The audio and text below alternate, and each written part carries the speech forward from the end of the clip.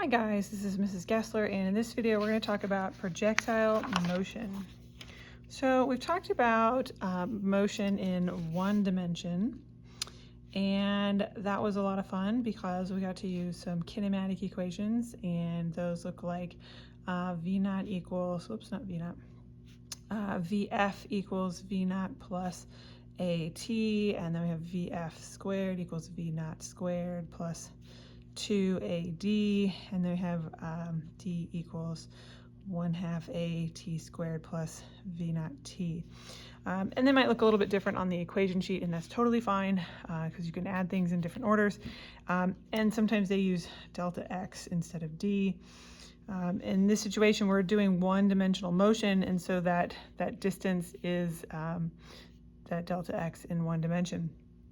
And so these are totally fine. And sometimes they use V for VF, and sometimes they use V1 or V2 instead of V naught and VF. And sometimes they use, they put a little subscript X on everything so that you can remember that it's always one-dimensional motion. But that's one-dimensional motion, so we have things moving along a straight line. We're about to embark on two-dimensional motion, or sometimes three-dimensional motion if you wanted to expand there. Two-dimensional motion means that we've got things happening, maybe it's moving, instead of in a straight line, one-dimensional motion back and forth, now it can go anywhere on a plane, okay?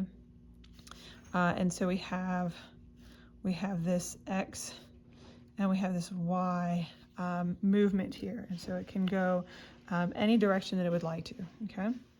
The only difference between two-dimensional motion and one-dimensional motion is you have two dimensions. And so what you end up having to do is you really do one-dimensional motion. Hang on, I got my numbers mixed up here.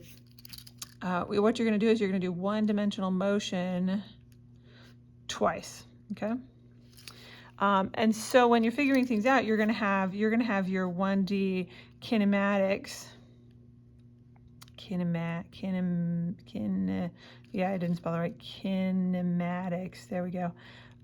In the X direction, and you're going to have 1D kinematics in the Y direction. Okay, and then that's okay. And anything that happens in the X direction does not affect the Y direction, okay? X does not affect Y, okay? They're completely separate. So anything that happens in the X direction does not change anything in the Y direction. Anything in the Y direction does not change anything in the X direction. And so but they go together, okay? They're happening at the same time. They just happen at the same time. And that's all you really need to know. They happen at the same time. Okay, and that's enough information to answer all the questions about two-dimensional motion or even three-dimensional motion. If it's three-dimensional motion, you just add a Z in there, and then it's all still the same. Okay, so what does that look like? All right, so if I have a projectile, okay, a projectile is a fancy word that means something that is thrown. Or sometimes it's just dropped, okay? Sometimes we just are holding something and we let go. Sometimes we actually like push it off, and sometimes we like throw it up, okay? So sometimes we might just let it drop, and sometimes we might throw it this way, and sometimes we might launch it at an angle. Sometimes we might actually throw it down at an angle, okay? These are all projectiles. And then as they're going, they're going to be under the influence of gravity, under the influence of gravity, okay? Later on, we might talk about what happens when there's air resistance, but for the most part, we're going to pretend that there isn't any, and that's totally okay, okay? So this guy who's going straight down, okay? This is an object that's doing something called free fall, okay? So they're only under the influence of gravity. There's literally nothing else. And so they're going to experience acceleration in the downward direction of that G, okay? And we would say down, okay? And then you would pick either up to be positive or down to be positive, and then you would assign those directions accordingly. These guys here, they're going to the side, so they're going to have some horizontal motion, and they're going to have some vertical motion, and you can pick whichever one of those you want to be X and Y. A lot of times we pick this to be X and this to be Y, but you could switch them. They're just letters, and like electricity doesn't care if your wires are black or red. Math doesn't care if you use X or Y. You can use smiley face if you really want to. But a lot of people, you know, they stick with what they know. So X and Y for horizontal and vertical. And in this situation, the acceleration down is only going to affect the vertical. So we have acceleration equals g in the down direction. So you would pick positive or negative accordingly here. And then you would be able to use the rest of your kinematic equations, okay, accordingly. Okay, so you know you have some initial velocity, maybe it's up, maybe it's down, maybe it's zero. You have some initial direction that you're going. Okay, maybe you have an angle, maybe it's going horizontally, maybe you don't know, maybe you have to figure that out. Okay, and then you might have to answer some questions about it, and so that's what it might be like. Okay, so these are some pieces of information there. So let's look at I have an example that we'll look at, and then there'll be plenty of more examples, and then we'll look at some other fun stuff, and then we'll do a lab later where you can shoot me with a water balloon after you tell me where I should stand. Okay, so we'll start with this one here. So we'll call this example 1. Okay, and let's say that we have a projectile. Okay, and it is launched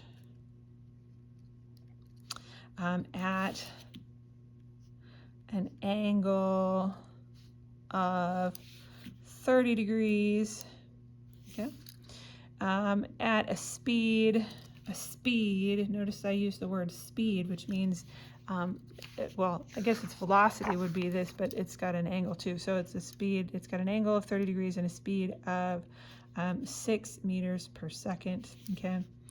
And we want to know how high will the projectile reach, okay?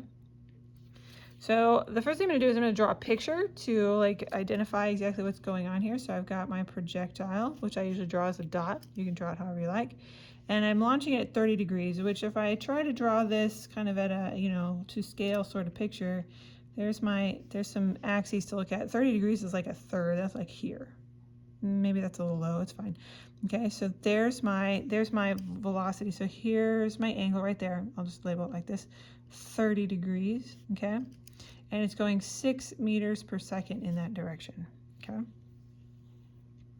And maybe it's at the floor like this, okay? Maybe there's something it has to get over, I don't know.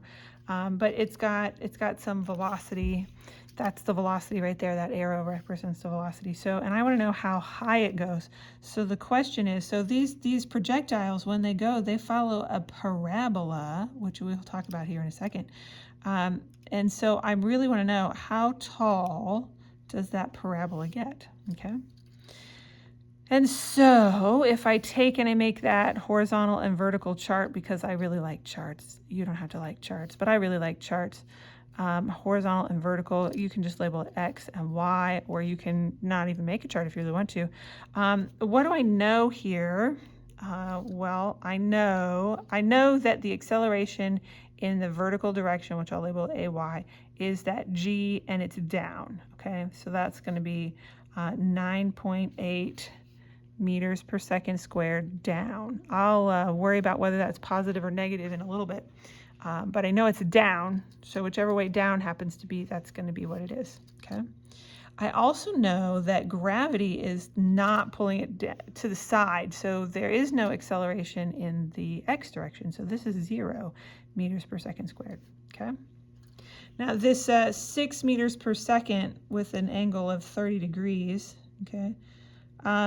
I can't put that on the horizontal or the vertical side because it's neither. It's pointing off in some direction. So I have a horizontal side and I have a vertical side, And if you're rolling your eyes about how you have to use trig now, that's okay.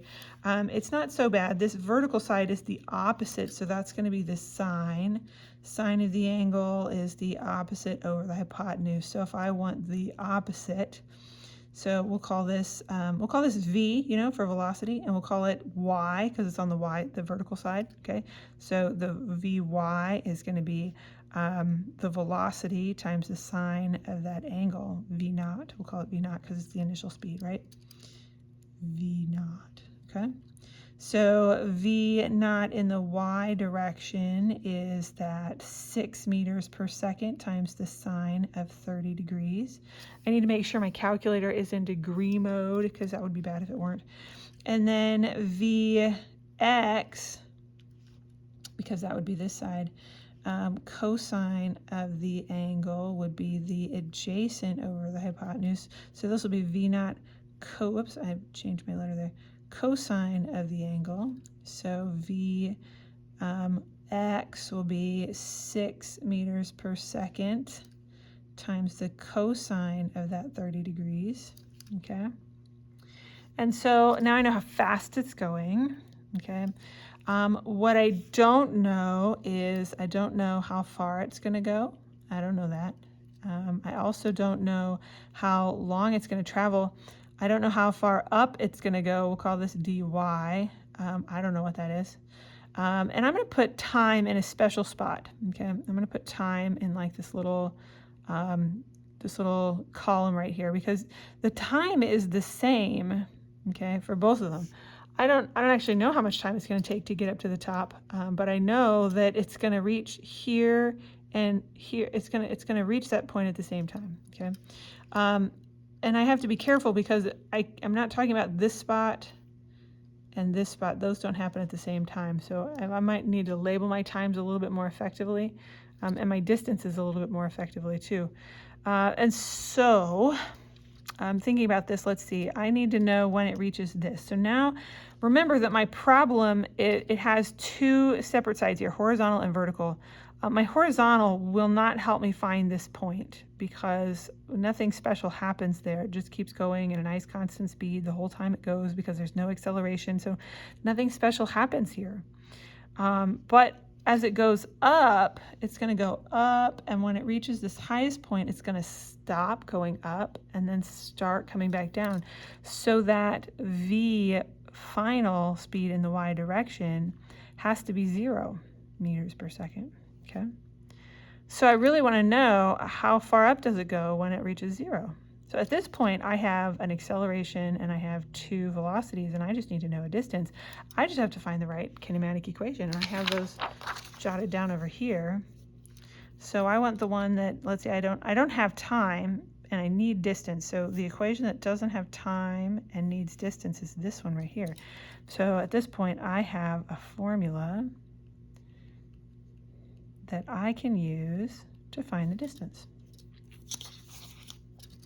So let's see, VF is 0, V naught squared is that gnarliness there, 6 meters per second times the sine of 30 degrees, plus 2 times, now here's where I've got it, this was up, okay, this is up, and that's down, so they have to have opposite signs. I didn't put a sign on here, so I think I'll put a sign on here, negative 9.8 meters per second squared, so now that's down.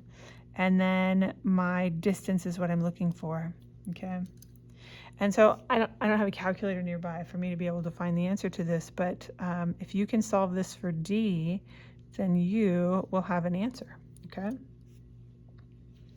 Now, that's a lot of finding, you know, an answer kind of, and you might have, you're definitely gonna have to do that at some point in time on some of the questions. And it may not even be the numbers. You might just have some information and you might have to write down, you know, none of the letters, and then you just have to solve the right equation to get the answer that you want. And that's okay. Sometimes that's what it's going to look like. In fact, that's what we're going to do next. So let's look at example 2. Example 2. All right. 2 objects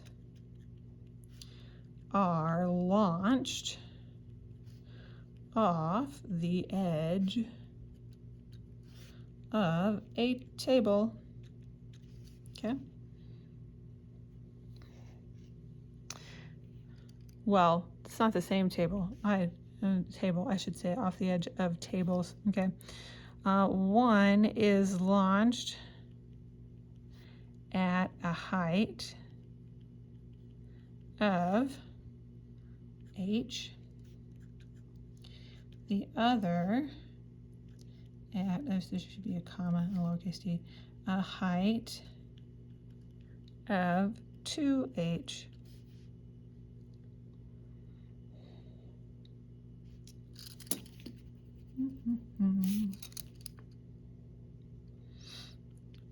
If the distance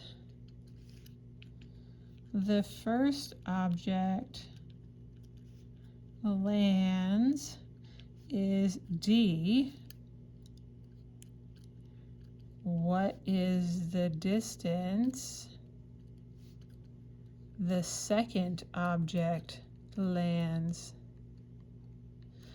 Okay, so now we have some information and we have to figure out an expression. Okay, the question on the AP classroom or AP test might say write an expression for the distance of the second object in terms of d. Okay, so let's do that. Okay, all right, so to draw a picture, I've got a table and an object, and it goes wee, and it lands over here. Let's see, maybe it's launched at a speed of v too. I don't know what information we're going to need here. So it's going to follow that parabola, just a half a parabola, because it's starting up here, right? So we've got a parabola here. It didn't land at the ground, it started here, so it's still going to follow a parabola though. And it lands, so it started at h, and it lands a distance d away. And then we've got another one that starts 2h, and we want to know how far it's going to land in terms of d. Okay. All right, so for that first one, let's see, I'm going to make a little chart here. So I've got my x and my y, and I'll make a second chart for the other guy, x and y. All right, so this guy has some speed. So does this guy. Maybe they're launched at the same speed. Same speed. It would say that in the question. I didn't write this one very well. Same speed. Okay, the acceleration here is 0. AX is 0. X, not 0. Okay. AY is 9.8 meters per second squared down. Okay. AY, I could just write G down. Okay. I'm not going to be calculating because I don't have any numbers. I know that this guy goes a distance of d. Okay. And it takes some amount of time to fall. Okay, we'll just call it t for time. Okay, distance t. I want to know what this distance is. I don't have any idea what the time is. I know that this one starts with an initial velocity of 0, and this one starts with an initial velocity of 0. I know that the distance here that it's falling is h, and this distance here that it's falling is 2h. I see. Okay, so from this piece of information and my little set of kinematic equations, I have some information about acceleration and initial velocity and the distance. And that means acceleration, initial velocity, and distance, that I could look at this equation here or this equation here. I don't really need to know the velocity, but I do know that time can go across. Remember, there's like a little, you can put my little channel in here, and time can go through that. And so using time to go back and forth, that would be useful. So this one right here is the most useful equation. So I'm just going to jot that down. D equals 1/2 AT squared plus V naught T. Now, v naught is 0, so I'm just going to drop it off, okay? D equals 1/2 AT squared. All right, t is what I don't know, so I'm going to solve that for t. T equals 2 times d over a square root. All right, a is not changing. A is not changing. A is the same in both situations. The distance is changing, and the 2 is a constant. So remember the other day when we were writing the little Mad Lib things like this, okay? And then we've got the a. Oh, the 2 doesn't change. We'll just ignore that one. 2d over a. Okay, oops, a. All right, a didn't change, but now I have, from one to the next, I have twice the distance. Oh, but there's a square root on that. Okay, 2. Okay, so my time, I'll have square root of 2 times the time. Okay, so I'm going to have square root of 2 times the time. Square root of 2 times the time. So if I'm traveling, square root of 2 times the time, this is how much longer it's going to take. So I can make a note there. Square root of 2 times the time to fall. That's useful information. But it's going the same speed. It's going the same speed, but it's going to be in the air for square root of 2 times longer, okay? And then I'm going to have to remember an equation that's not on the sheet, but it kind of is, okay? V equals d over t. I can solve that. D equals v times t. Same speed, it's just proportional to time, so it's just going to be the square root of 2 times v and t, okay? So I'm just going to go the square root of 2 times the distance. Oh, but distance is h, so square root of 2 times h. No, d, capital D. I'm getting my vertical and my horizontal mixed up, which is easy to do, okay? So I have to be extra careful that we don't do that. All right, I know this can be kind of confusing. There's some questions that you can use to practice. There's some textbook questions that you can also use to practice. And if you have questions, make sure you ask your teacher. Thanks for watching.